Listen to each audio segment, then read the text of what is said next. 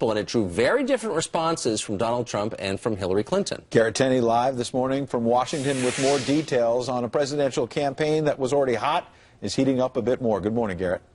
Good morning, y'all. Absolutely. We've seen over the last year time and again that really after the economy, terrorism and national security are the issues that voters are most concerned about. And that's why candidates weighed in on the explosion last night. Donald Trump was first, and it was only about 30 minutes after it had happened when he took the stage at a rally in Colorado Springs. He declared a bomb had just gone off in New York City. Just before I got off the plane, a bomb went off in New York, and nobody knows exactly what's going on. But, boy, we are living in a time. We better get very tough, folks. We better get very, very tough. Just happened. So we'll find out. But it's a terrible thing that's going on in our world and in our country. And we are going to get tough and smart and vigilant, and we're going to end it. We're going to end it. So we'll see what it is. We'll see what it is. City officials didn't hold a press conference to address the explosion for another 2 hours, and even now investigators haven't said definitively that it was a bomb that caused the explosion. So while Donald Trump is receiving some criticism for getting ahead of the investigation, Hillary Clinton also called it a bomb last night when she was asked about the explosion and went on to chastise Trump for jumping to conclusions. I've been briefed about the bombings in New York and New Jersey and the attack in Minnesota. Obviously, we need to do everything we can to support our first responders. Do you have any reaction to the fact that Donald Trump immediately upon taking the stage tonight called the explosion in New York a bomb? I think it's always wiser to wait until you have information before making conclusions.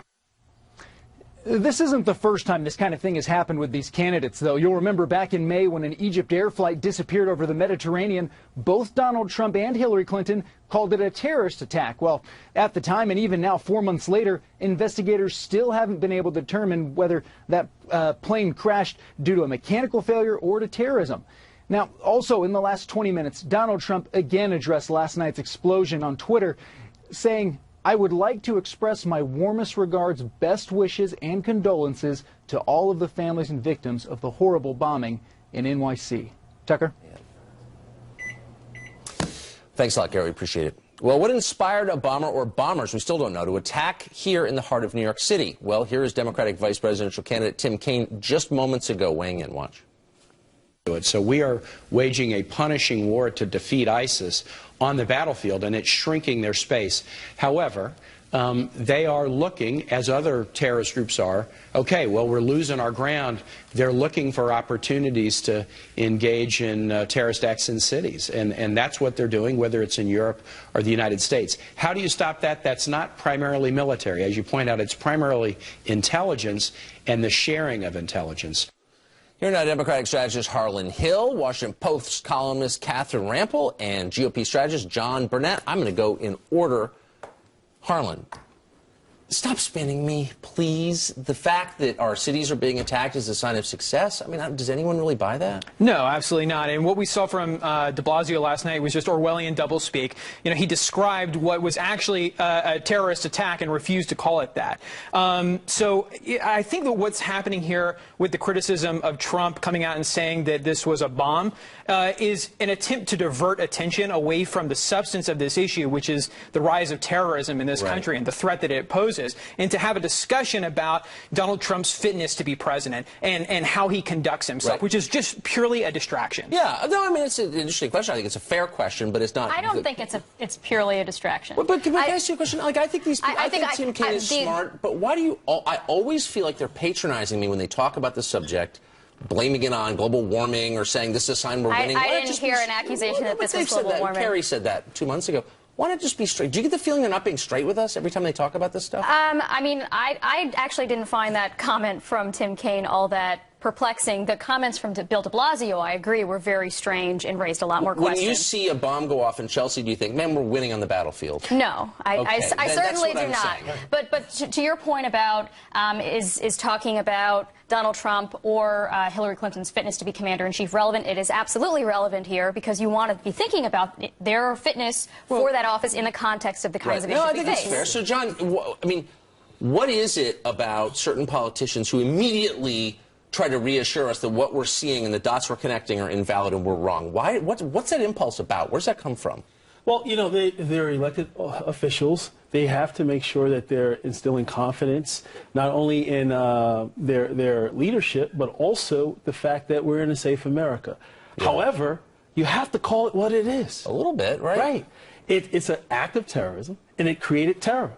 There's nothing wrong with saying that. However, the investigation has to yield at some point, hopefully in the immediate near future, as to whether or not it's radical Islam or some nut job, as Mayor Giuliani put it. In a wonderful formulation. So everyone jumped all over Trump in the press. You know, he's saying more than he knows. He's over his skis, et cetera, et cetera. I didn't hear anybody say that to Democratic politicians who, in the wake of every police shooting in the last year, made sweeping generalizations about America on the basis of no facts. Why is that? Well, and the reason is because Hillary Clinton loses on the issue of terrorism. She loses on the issue of the economy. And so when there are major events in both of those spaces, whether it's bad economic news or a new terrorist attack, they don't want to have a discussion. The Clinton campaign doesn't want to have a discussion about the substance of the issue, the threat of terrorism, because she's losing on it. Right. When you're talking about substance in policy, she can't win there. I mean, she has to draw this conversation. The comment that you showed from Tim Kaine, as I interpret it, basically just said we need to be focusing our resources on intelligence. I don't understand how that's a distraction. You missed the first part where he said attacks like this are evidence that we're winning on the battlefield, and I just think that's implausible. That's ridiculous. So, but I wonder this. Is the average reporter, honestly, and you work at the Washington Post, does he believe or she believe that Trump or ISIS is a bigger threat to America? I mean, let's be totally honest now. Which is a more imminent threat? My impression is most reporters think Trump is a greater threat to America. I think that's an interesting question. I'm not sure that there is exactly the same dichotomy. I think there are a lot of people who worry, reporters and the American public as well. But who do they worry about more? But that there is sort of a clash of civilizations narrative that both sides are feeding, and that when Trump says we are at war with Islam, that ISIS says, yeah, I want to hear more of that because that motivates our base. Really? Because isn't ISIS already saying that? Isn't ISIS already saying related? So when Trump says, yeah, I'm acknowledging that ISIS is waging a religious war because they say they are, why does that empower ISIS? Because it helps them recruit. Because there are a lot of other Muslims who do not believe that. So all the radical Muslims who are just waiting for Donald Trump's instructions to join ISIS. It's motivating. It's motivating. If they say, yes, the West, you know, then the non-Muslim world does not trust us and sees us broadly as the enemy, not just a small fringe of us, but broadly as the enemy. Yes, that's inspiring. Harlan said, it's a distraction. Why is it a distraction in part? Because Obama wants to increase the Syrian refugee population to 100,000 or more. That is insane. And when you look at what's happening in Europe, in fact, Prime Minister Merkel, her re-election is in jeopardy because they have open borders and they've experienced attacks like they've never experienced before. Why should we have a national referendum on this? It changes everyone's life. Why shouldn't we be able to vote on that? We should. I think the question you asked, does the mainstream media think that Donald Trump's a bigger threat than ISIS, is the easiest question to answer. It should be absolutely that ISIS is the greater threat. No. And they're threatening to kill children in playgrounds, to target us in movie theaters, to take down airplanes. This is an easy question to answer. Not in our newsroom. I'm being told I'm being ordered by a disembodied voice to go to commercial break because we're totally out of time. I'm sorry about this. Just before I got off the plane, a bomb went off in New York, and nobody knows exactly what's going on. But, boy, we are living in a time. We better get very tough, folks. We better get very, very tough. That was Trump last night, right after the blast, and the media quick to judge him for using the term bombing to describe what happened in New York. But nobody complained when Hillary used the exact same term. Well, here to react, host of Media Buzz, Howie Kurtz. Howie, always good to see you. Hello there. How you doing, my friend? Great. So what is your response to very different reactions as we've continued to see when anything happens from Donald Trump, usually coming out first, and then Hillary Clinton? Well, Trump is a gut player who calls an apparent bombing a bombing. And Hillary Clinton is a cautious and conventional politician who waits for the authorities to make the determination, which is how most politicians operate. And so the media kind of offended, I think, at least some, by Trump's sort of breach of protocol, because he reacted by saying what was pretty obvious, that it was a bomb, before waiting for, the police commissioner to hold a press conference. They are just not accustomed to the way in which he operates sort of outside the normal rules. Okay, so he's Dr. Strangelove for saying this, and yet I don't remember anybody in the press going after Democratic politicians for jumping to unfounded conclusions in the wake of a bunch of police shootings we've seen over the past couple of years. They immediately draw massive conclusions about American society, and that's cool, on the basis of no knowledge.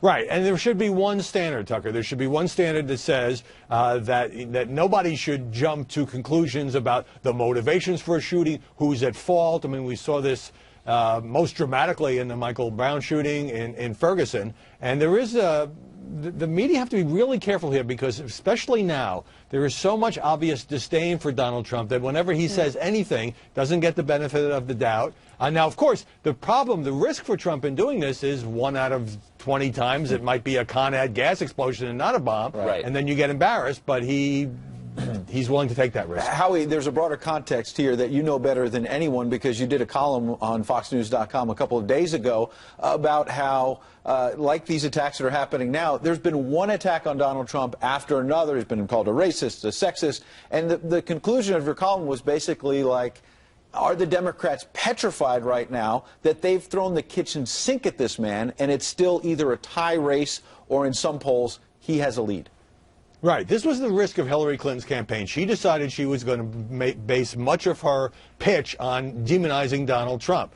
Pretty standard thing in politics. If you're not too popular, but the other guy is not too popular. So when you've called him dangerous, unfit for the presidency, ignorant on foreign policy, shady businessman, and all of that, and now it's September and the polls have tightened, at least nationally, almost to the point of a tie.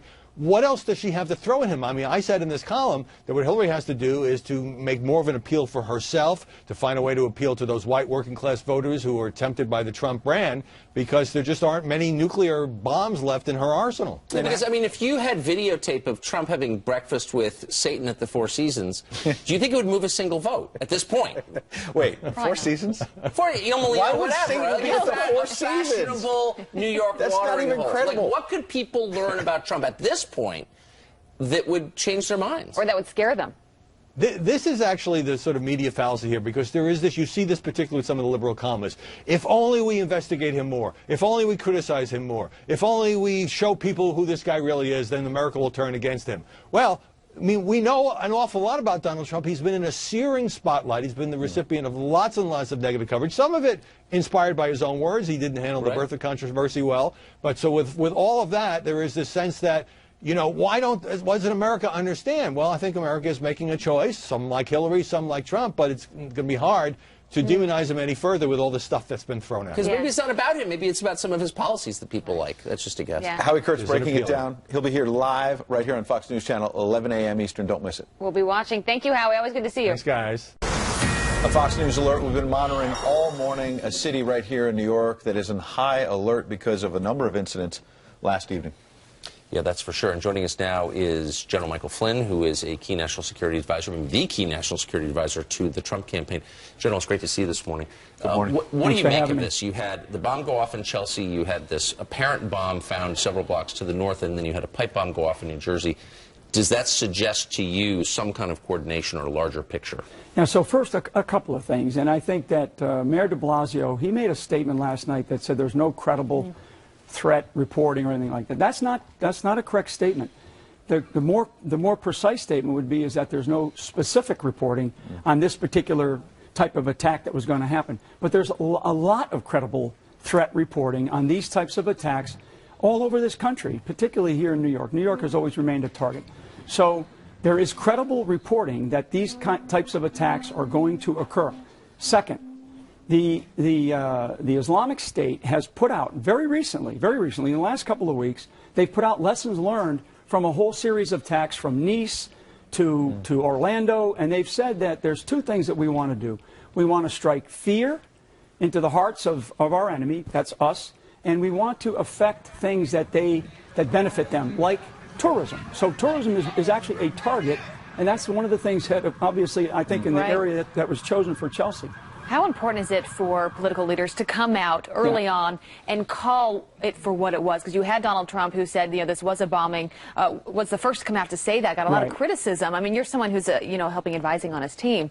How important is that? Well, I think it's important to not dance around what it is. I mean, this was a terrorist attack.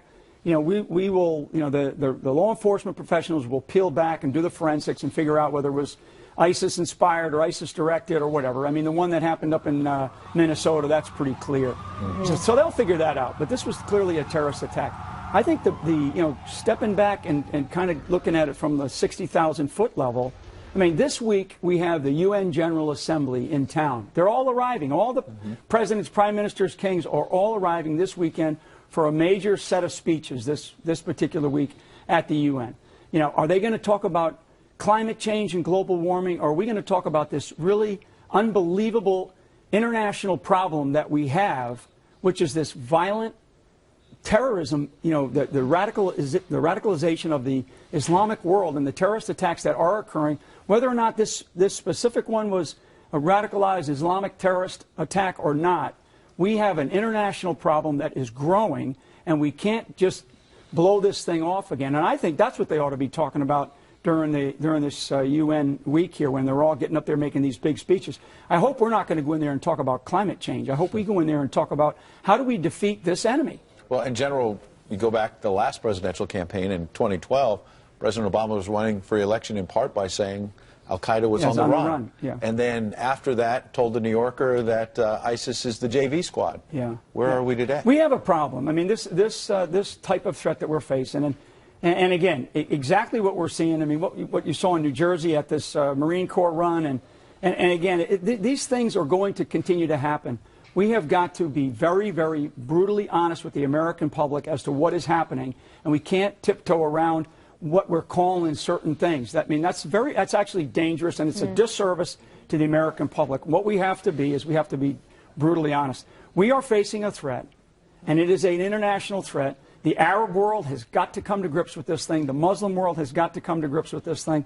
I think there are brave leaders out there in the Arab world. People like President al-Sisi out of Egypt is one of them. We should embrace the kind of speeches that he's been given and the kind of actions that he's been taking against organizations like the Muslim Brotherhood. So we have a problem when these leaders get together like they're going to get together starting today and tomorrow and Tuesday through Wednesday. We have got to, they have got to have the guts to speak up about this. And our leadership has to have the guts to speak up about this. So we're at a place now where it's not about what is happening, it's why it's happening, and then we have to get after this problem. It's funny, if you took an al-Sisi speech and read it out loud in this country, you'd be denounced by the Obama administration as an Islamophobe. So Trump has taken a lot of heat for his remarks about refugees, saying it imperils America to import large numbers of people from majority Muslim countries. Do you think the spate of terror attacks and plots in Minnesota over the past couple of years vindicate his position? Yeah, I mean, I think that we have to take a real hard look at where are the refugees coming from? How are they coming into the country? Who's paying attention to them? How are they assimilating into our own society? All the things that we want people to do when they enter this country. I mean, and the whole idea about coming in legally or refugees and where we're going to place refugees and how we're going to place them, who's going to pay attention to them. So the answer is yes. And we have to be very conscious about these large numbers that we're bringing in from places where we really don't have any idea who they are. And that's the reality we face with a lot of people waking up this morning feeling unsettled about things. Well, what is the next thing that's going to happen? You look at what happened yesterday in Minnesota, the slasher screaming Allah, stabbing 8 different people. How should we all be thinking about where we're at in our fight against terror? Because now we are dealing with a new reality of these lone wolves, and it's really hard to figure out when and where that's going to happen. Yeah, I don't believe in the concept of a lone wolf. There's wolves operate in packs, whether they're inspired or directed by whatever groups. So I think the lone wolf is just a buzz phrase that we use because somebody else always knows when somebody's going to conduct an attack. What I would tell you is that the principal concept behind terrorism, particularly radical Islamic terrorism, because they've written about it and they've preached about it, is to strike fear in the hearts of the enemy, wherever they live. They recently put out a message to go after children to go after children where they play. Not, because it's hard to get after the law enforcement professionals. It's hard to attack firemen or police officers or those that have some means of protecting themselves. So I mean, this is a real problem in this country. We have to pay more attention to what they're saying, because what they say, they actually do. And this is a really important thing. I mean, we have to get back to the why this is happening and then go after that why. And it's because there is a disease in the Islamic ideology, and it's a cancerous disease that has metastasized. It's an international problem. You just had Mayor Giuliani on here, and I've said this many times. You've got the director of the FBI that has said we have 1,000 cases going on in this country in all 50 states. I mean, what's going on? So we have to pay attention to the refugees that are coming into this country. We have to pay attention to the undocumented or illegals that are in this country. And we have to pay attention to what is happening overseas as well, because the General, problem's getting worse. Quick question. You served with Bob Gates as defense secretary. Yeah. He wrote an op-ed that was scathing against Donald Trump yesterday. And Donald Trump tweeted last night, "Never liked dopey Robert Gates. Look at the mess the U.S. is in. Always speaks badly of his many bosses, including Obama." Do you agree with something like that? I know you support Donald Trump, but attacking the former defense secretary like that? Yeah, I mean, I read that. I mean, why did he even write the article? He said Hillary's bad. He said, really disparaging things about Donald Trump, a person who he's never met. Now, he's met Hillary, so what he said about Hillary is probably very true. I can tell you what he said about Donald Trump is not true. Trump is a great guy. He's a great leader. And what we need right now is we need leadership in this country. I really, I'm going to keep my mouth this time, because I'm normally pretty blunt about what I feel. But I really think that he wasted his time writing that op-ed. Right. Retired Lieutenant General Michael Flynn, we appreciate your insights this morning. Good to see you, General. Thanks A lot. Well, the press already attacking Trump for calling last night's blast a bombing. Their reaction to Hillary for saying the same thing was quite different. We've got a panel here to talk it out. Stay tuned.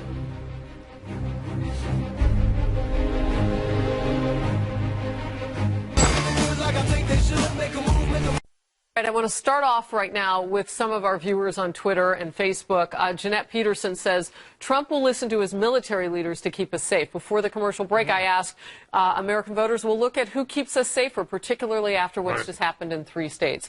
Who does Hillary Clinton listen to? We don't know. We don't know. You know her. You worked for her when she was a senator. I did. And you know what? We don't know who will be her key people, who will be her national security team, and how she's going to make decisions.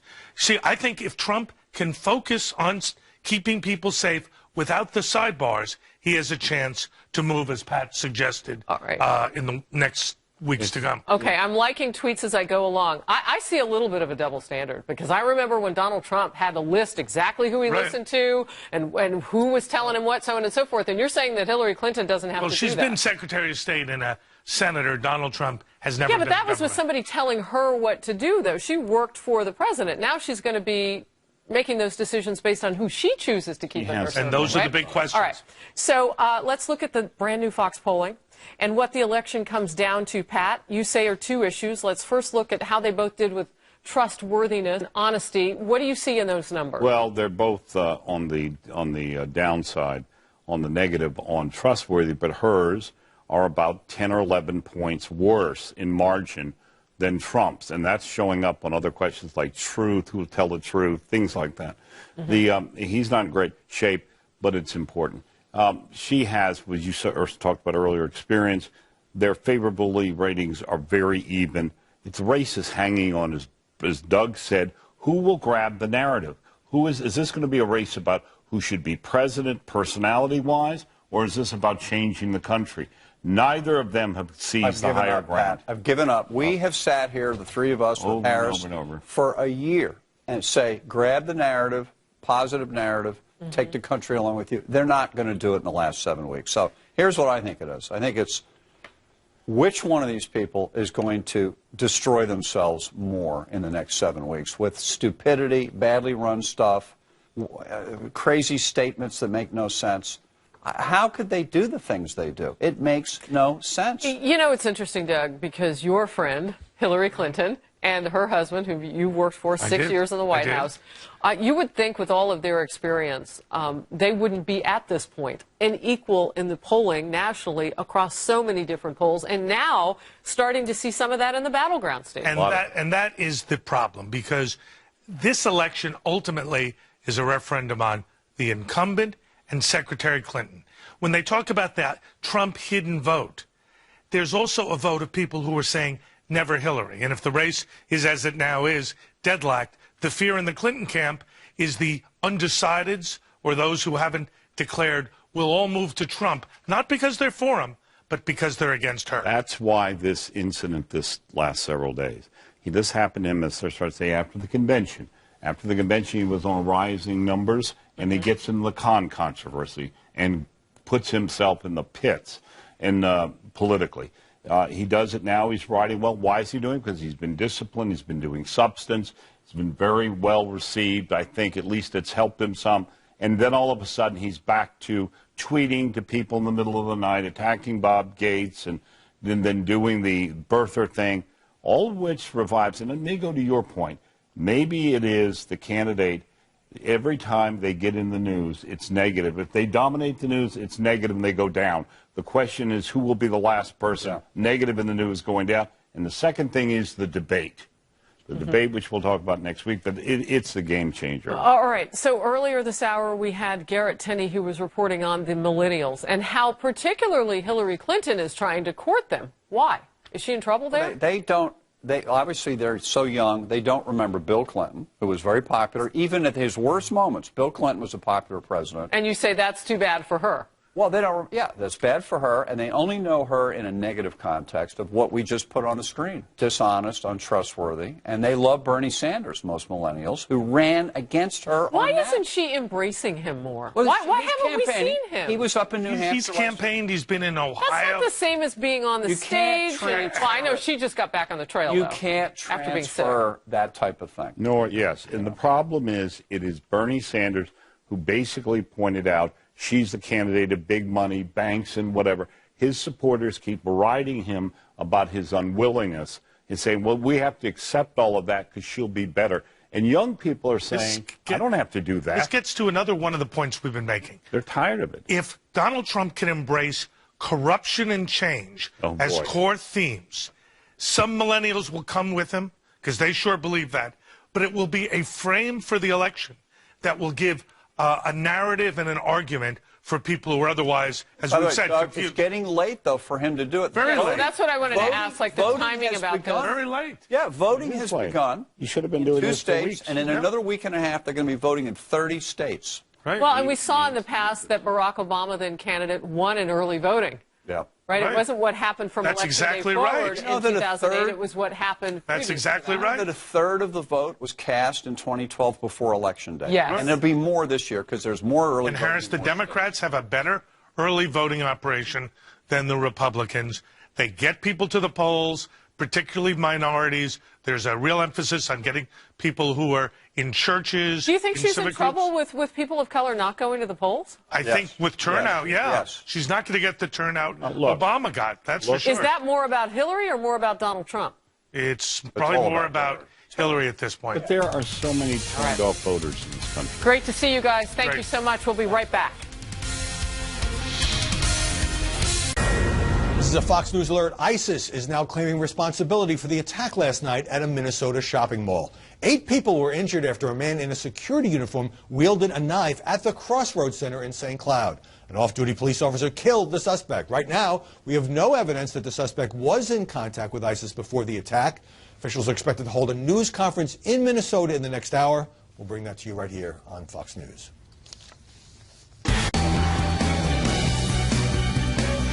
A lot of developing stories tonight, so let's get right to it with my political panel, Republican strategist and Fox News contributor Tony Sayegh and Democratic strategist Stephen Sigmund. All right, guys, let's start with the big story of the day. Obviously, the issue of terrorism, Minnesota, New York, New Jersey. How is this going to impact the race, Tony? Well, you looked at the Fox News poll, and it shows that they're actually relatively close in the amount of credit people give to either for being able to handle the issue. But when you really dig dig deeper into these polls, the people who care about terrorism most actually trust Donald Trump most. So as this elevates as a concern, and now we're within 52 days of this campaign, Judge, this election, it does benefit him, especially when you see how measured his response was to this series of attacks. And furthermore, even when you think about the fact that Hillary Clinton this morning, or at least recently, had been basically calling this an act of terror, you can see she's very defensive because she understands people question her beliefs on that. I don't. The only thing I agree with that Tony just said is that they're close when the question is asked, who do you trust on terrorism more?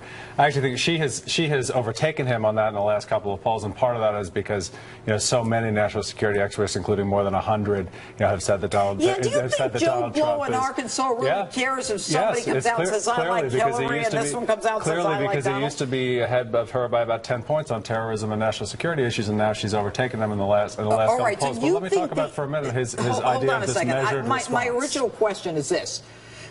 How does it impact the race? Yeah. You think it helps Donald? No doubt.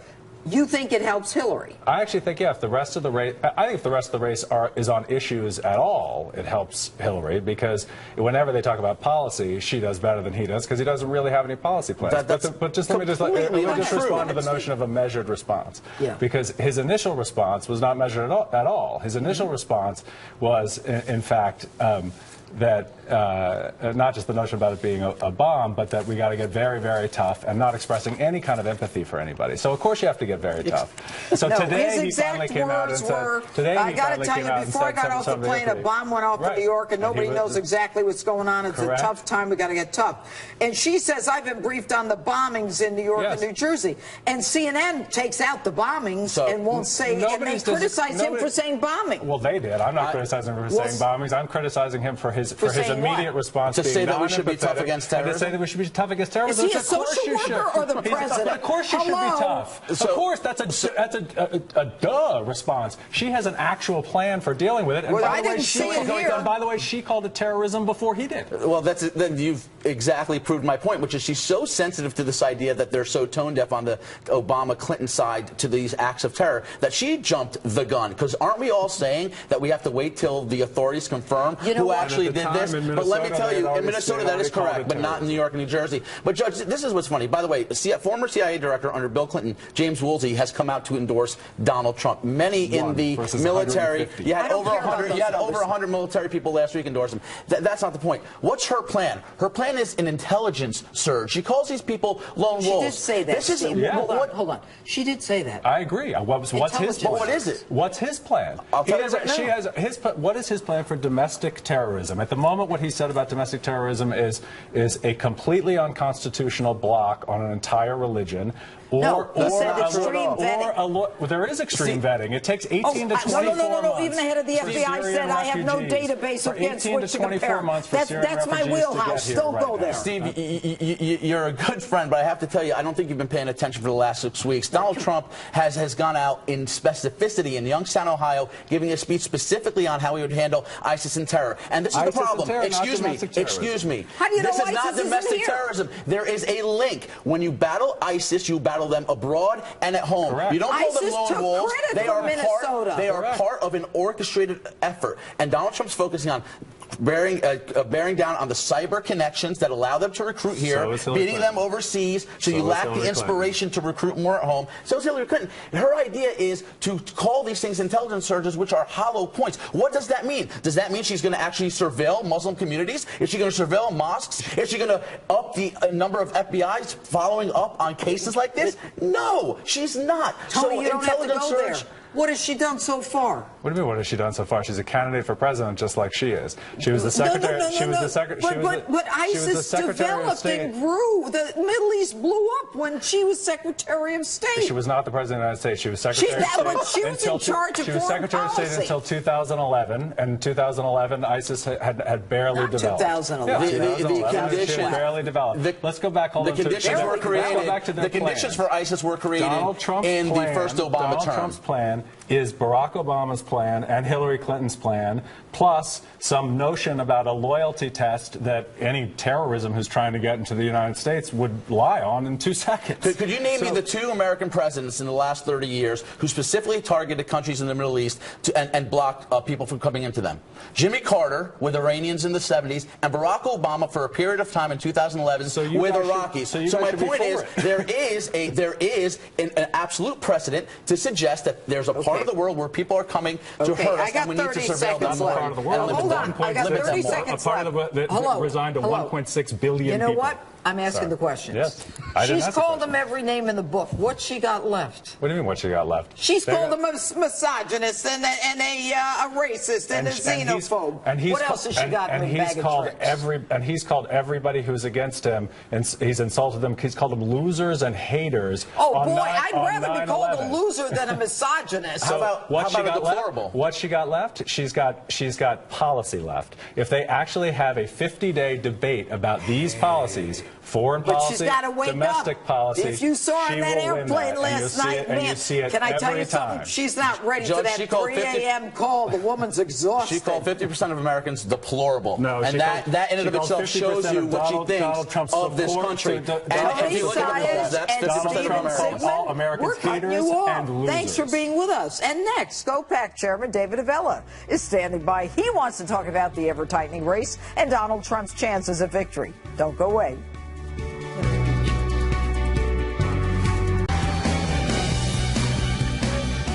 The race for president is narrowing by the day, even before last night's attacks in 3 separate states. With me now is political pollster Lee Carter. All right, Lee, thanks for being with us tonight. I'm first going to put up a map of the United States. And, you know, there are some things that people think are givens, and that is in the Electoral College, according to Real Clear Politics, and this is a few days old, Clinton is assumed to have about 200, and Trump has 164 with a toss-up of 174. And, of course, the road is to 270. Now, let me ask you the question. The red, of course, and I won't even get into the colors, but right now things are changing. And it appears that Donald Trump has the momentum, that he is moving in Florida, Ohio, and Pennsylvania. Those are key states, are they not? Those are absolutely key states. In fact, we haven't had a president win without carrying Ohio in years and years. So Ohio is really, really, really key. Pennsylvania, Trump is lagging right now, but he looks like he's winning Florida. And things are really fluid right now. We're seeing a lot of shifts. The polls are coming in. The momentum is definitely going towards Donald Trump. You know what's interesting about Florida, Lee, is that she has vastly outspent him in Florida. She's got all of these campaign offices in Florida. And yet he is, I mean, in Florida right now, I mean, it's like, what, a point? Not even. It is a point. And you know what? It's fascinating to me because conventional wisdom would say you spend more money, you have the ground game, you're going to win. Donald Trump has broken all conventional wisdom. He doesn't have the ground game. He doesn't have all of the, traditional tools at his disposal. But what he does have is the momentum. He has captured the hearts of Americans who haven't been excited for a really long time. It's a whole new level of people that are coming out to the polls. We're seeing more people register than we've seen in a long time on the Republican side. And I think that we're going to see him outperform the polls. And that's partly because a lot of these polls, especially as we're getting closer and closer to date, is of likely voters. Likely voters are those voters who have voted recently. And I know from talking to voters, the people that are coming out and voting for Donald Trump are people who did not vote the last time, who did not necessarily vote. It's new voters. He is energizing people who have not been energized in 20 years. Interesting. And, with respect to Ohio, now you've got Kasich, wouldn't even show up at the Republican convention. How important is it in a crucial state like Ohio to have, the whole system in place that a governor clearly has in place? You know, you would think that it would be really, really important to have him on your side. Although what we're seeing right now is this is a race where Donald Trump is somebody that's entirely different. And what we've heard from voters, over 60% of voters say that they think Donald Trump is the man who can come in and fix the government and shake things up and change them for the better. And so I think not having the establishment on his side in certain instances actually is working to his favor in changing this dialogue and saying, you know what, I believe he can go in there and do something different. A lot of politicians have gone down to Washington, D.C. and made empty promises. They haven't lived up to them. And I want to try something different, and I think that he can shake things up. And Pennsylvania. Now, in Pennsylvania, he's having a little more trouble. What does he have to do in Pennsylvania? Is it the demographics? Is it possible? It is possible. Look, depending on the poll, he's somewhere between 4 and 7 points behind in Pennsylvania. He would argue he hasn't spent a lot of time there. I think what he needs to do is he needs to get out there to the suburban city, the suburbia of Philadelphia, suburbs of Pittsburgh. He doesn't necessarily carry cities, but he can carry the suburbs. He's also starting to make a big appeal to married women. When you talk about women in general, he's losing with women, single women in particular. Married women, he's gaining momentum. And I think it's really important that he picks up those demographics. He also needs to pick up some minorities. However, I think if he puts the right focus, starts talking about returning jobs, the economy, those sorts of things in Pennsylvania are going to be really, really key. And I think that once he focuses attention there, and we've seen this happen as he focuses attention on key states and key areas, he can pick up ground. All right. Lee Carter, thanks so much for being with us. Anytime. Great to be here. All right. And we'll be right back.